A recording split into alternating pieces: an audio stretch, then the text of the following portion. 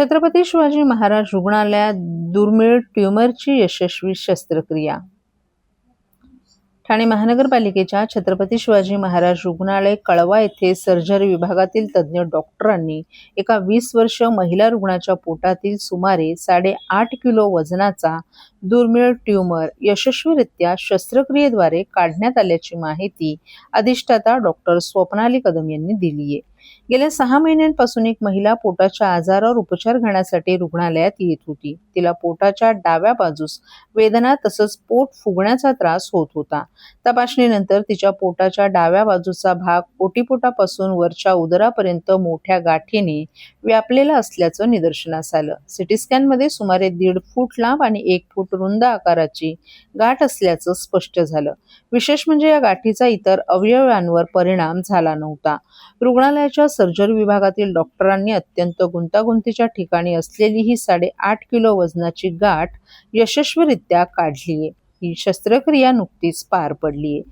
ही शस्त्रक्रिया डॉक्टर वर्षा पाटील, डॉक्टर क्षितिज माने, डॉक्टर शुभम मोरे आणि त्यांच्या सहकाऱ्यांनी यशस्वीरित्या पार पाडली।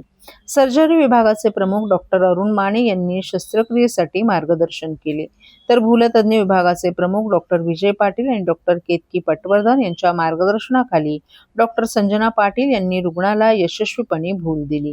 रुग्णालयाच्या अधिष्ठाता डॉक्टर स्वप्नाली कदम आणि अधीक्षक डॉक्टर अनिरुद्ध माळगावकर यांचंही मोलाचं सहकार्य लाभलं। शस्त्रक्रियेनंतर रुग्णाच्या प्रकृतीत समाधानकारक सुधारणा झाली असून गाठ काढल्यानंतर तिचं वजन सुमारे 6 ते 7 किलोने कमी झाले। वैद्यकीय तज्ज्ञांच्या माहितीनुसार पोटाच्या मागील भागात एवढ्या मोठ्या आकाराच्या गाठी अत्यंत दुर्मिळ असतात। मूत्रपिंड, मोठ्या रक्तवाहिन्या, स्वादुपिंड यांसारख्या महत्त्वाच्या अवयवांच्या जवळ अशा गाठी असल्यामुळे शस्त्रक्रिया करणं अत्यंत आव्हानात्मक असतं। अशा गुंतागुंतीच्या परिस्थितीत ही शस्त्रक्रिया छत्रपती शिवाजी महाराज रुग्णालयातील डॉक्टरांनी यशस्वीपणे पार पाडली असल्याचं अधिष्ठाता डॉक्टर स्वप्नाली कदम यांनी नमूद केले।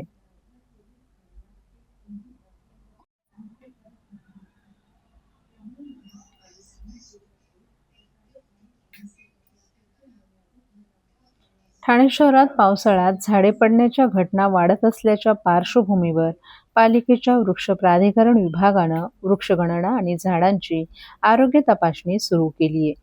2,35,00,000 रुपये खर्चून होणाऱ्या या प्रक्रियेत झाडांची जिओ टॅगिंगसह छायाचित्रे, आरोग्याची स्थिती आणि इतर तपशील नोंदवला जाणार आहे। मात्र झाडे खरोखर धोकादायक आहेत की निरोगी हे ठरवण्यासाठी कोणत्याही अत्याधुनिक यंत्रणेऐवजी केवळ मानवी निरीक्षणावरच भर दिला जात असल्याच्या तक्रारी आता पुढे येत आहेत। केवळ नजरेनंच एखादं झाड निरोगी आहे किंवा कसे हे ठरवलं जात असल्यामुळे या संपूर्ण परीक्षणाविषयी प्रश्नचिन्ह उभं राहिलं आहे।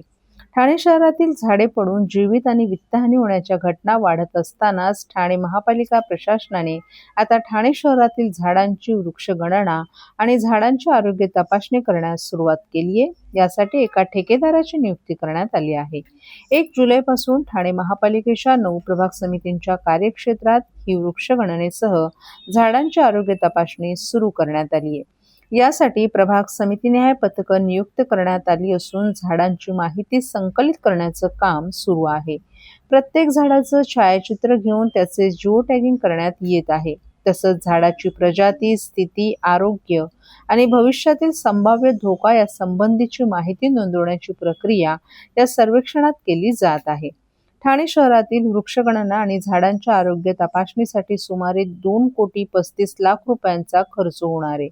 या प्रक्रियेतून शहरातील झाडांचा अद्ययावत संगणक माहिती संग्रह तयार करण्याचा प्रशासनाचा प्रयत्न असल्यामुळे भविष्यात धोकादायक झाडांची ओळख पटवून त्यावर वेळेत उपाययोजना करणं शक्य होईल असा प्रशासनाचा दावा आहे। पहिल्या टप्प्यात उथळसर आणि पाचपाकडी भागात हे सर्वेक्षण सुरू असून आतापर्यंत 18,000 झाडांचं सर्वेक्षण पूर्ण झाले। त्यापैकी 12,000 झाडे विदेशी तर 6,000 झाडे देशी आढळून आली आहेत।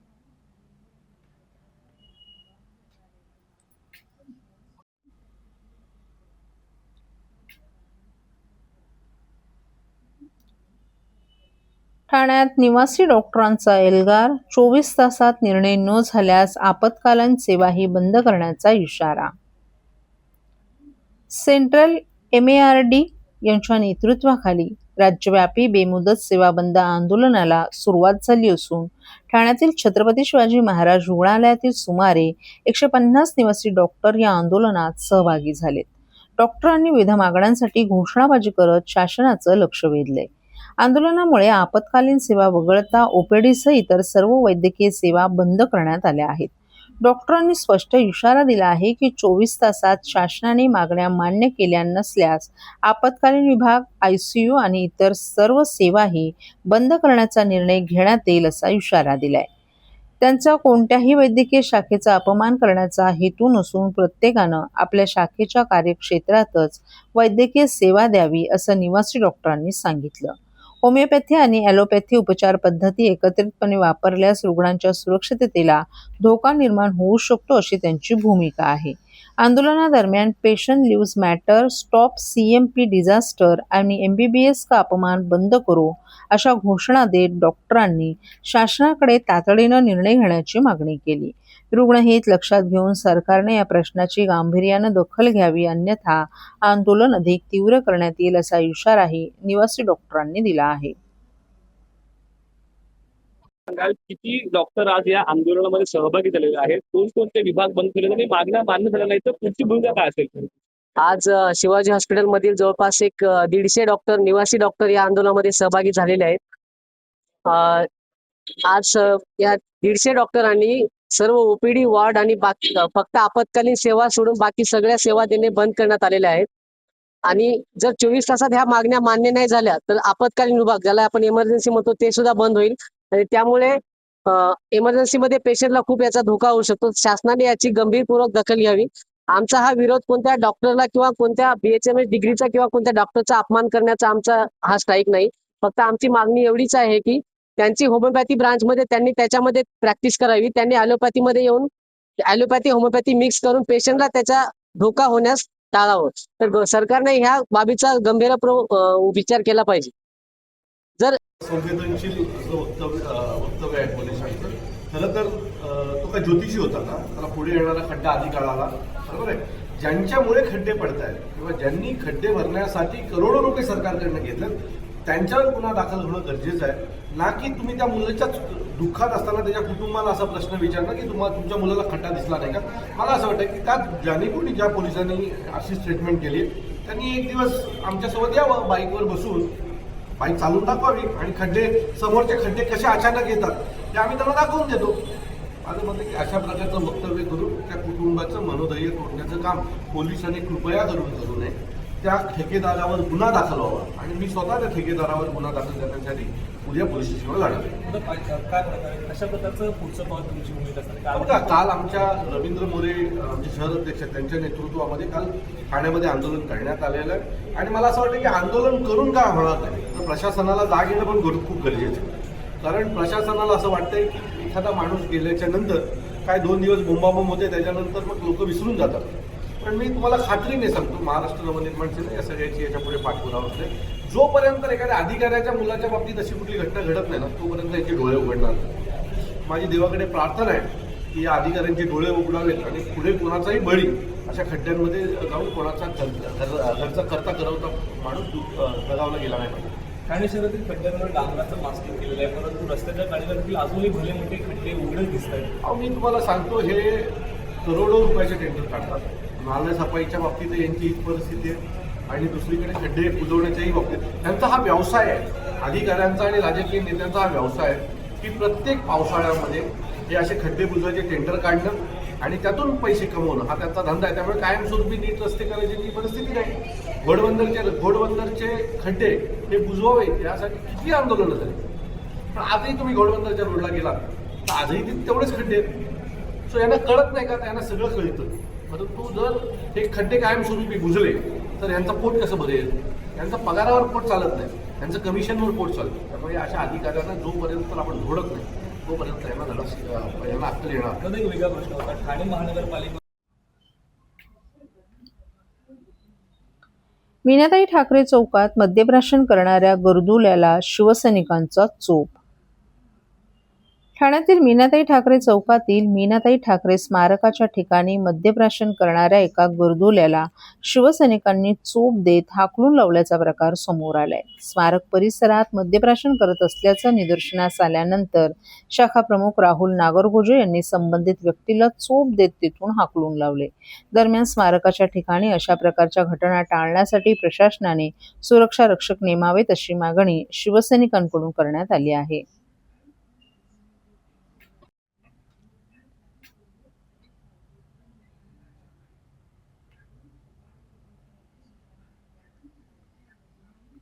₹2,000 देण्यास नकार दिल्याच्या रागातून हॉटेलमध्ये कोयता घेऊन दहशत निर्माण करण्याचा ठाण्यात प्रयत्न. ₹2,000 देण्यास नकार दिल्याच्या रागातून एका इसमानं हॉटेलमध्ये कोयता घेऊन दहशत निर्माण करत तोडफोड केल्याची घटना मंगळवारी उघडकीस आली. या प्रकरणी ठाणे नगर पोलीस ठाण्यात देशमुख विरोधात गुन्हा दाखल झाला असून त्याचा हा संपूर्ण प्रकार हॉटेलमधील सीसीटीव्ही कॅमेऱ्यात चित्रित झालाय. तक्रारीनुसार ठाणे रेल्वे स्थानकाच्या पश्चिमेला असलेल्या कॅनॉन हॉटेलमध्ये मंगळवारी पहाटे 4:30 वाजण्याच्या सुमारास आरोपी मद्यधुंद अवस्थेत आला. त्यानं हॉटेलमधील कर्मचाऱ्याकडे ₹2,000 मागणी केली. कर्मचाऱ्याने नकार दिल्यानंतर त्याने शिवीगाळ करण्यास सुरुवात केली. कर्मचाऱ्याने हॉटेलच्या व्यवस्थापकांना मोबाईलद्वारे संपर्क साधून याची माहिती दिल्यानंतर आरोपीने त्यांनाही शिवीगाळ केली. काही वेळाने आरोपीचा मित्र तेथे आला आणि त्याला घेऊन गेला. मात्र सकाळी 4:45 वाजण्याच्या सुमारास आरोपी पुन्हा हॉटेलमध्ये आला. यावेळी त्याच्या हातात कोयता होता. त्याने कर्मचाऱ्यांना धक्काबुक्की करून जीवे मारण्याची धमकी दिली. तसंच हॉटेलमध्ये दहशतीचं वातावरण निर्माण केलं. त्यानंतर त्याने हातातील कोयता हॉटेलच्या काचेवर फेकला. तसंच फर्निचरचंही नुकसान केलं. या घटनेमुळे हॉटेलमधील ग्राहक आणि कर्मचाऱ्यांमध्ये भीतीचं वातावरण निर्माण झालं. या प्रकरणी हॉटेलमधील एका कर्मचाऱ्याच्या तक्रारीवरून ठाणे नगर पोलीस ठाण्यात एका विरोधात गुन्हा दाखल करण्यात आला आहे. या घटनेचे सीसीटीव्ही फुटेज पोलिसांच्या हाती लागले असून त्या आधारे पुढील तपास सुरू आहे.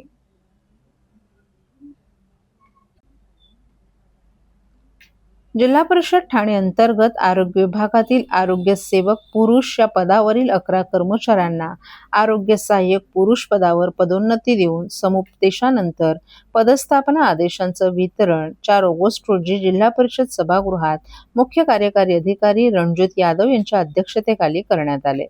यावेळी उपमुख्य कार्यकारी अधिकारी अविनाश फडतरे, जिल्हा माता व बालसंगोपन अधिकारी डॉक्टर स्वाती पाटील तसंच आरोग्य विभागातील अधिकारी आणि कर्मचारीही उपस्थित होते. यावेळी मुख्य कार्यकारी अधिकारी रणजित यादव यांनी पदोन्नती मिळालेल्या कर्मचाऱ्यांचं अभिनंदन करताना अधिक जबाबदारीनं सेवा करण्याची संधी असल्याचं सांगितलं. ग्रामीण भागातील नागरिकांना गुणवत्तापूर्ण, तत्पर आणि संवेदनशील आरोग्य सेवा उपलब्ध करून देण्यासाठी प्रत्येकानं आपल्या नव्या पदाची जबाबदारी प्रामाणिकपणे पार पाडावी. शासनाच्या विविध आरोग्य योजनांची प्रभावी अंमलबजावणी करून जिल्हा परिषदेच्या आरोग्य सेवेला अधिक सक्षम बनवण्यासाठी सर्वांनी समर्पित भावनेनं कार्य करावं असंही त्यांनी सांगितलं. पदोन्नती प्राप्त कर्मचाऱ्यांनीही यावेळी आपल्या भावना व्यक्त करत जिल्हा परिषद प्रशासनाचे आभार मानले. नव्या जबाबदारीचं भान ठेवून ग्रामीण भागातील नागरिकांना अधिक चांगल्या आरोग्य सुविधा उपलब्ध करून देण्यासाठी समर्पित भावनेनं कार्य करण्याची ग्वाही देखील त्यांनी दिली आहे.